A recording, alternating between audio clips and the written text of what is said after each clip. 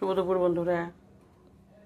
দেখো আমার পশু দুইটা, আবু আবু, এই দেখো ঘুমে মগ্ন। এই দেখো আরেকজন, এই দেখো লেজ নাড়াচ্ছে, এই দেখো দেখছো, ঘুমে একদম বেভোর হয়ে আছে।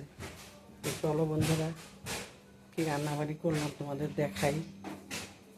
আজকে তো মঙ্গলবার, আমাদের নিরামিষ।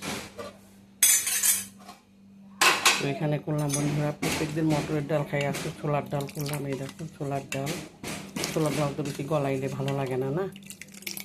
এই দেখো নারিকেলও দিলাম কুড়ি নিয়ে। আর এখানে করলাম বন্ধুরা করলা আলু ভাজা।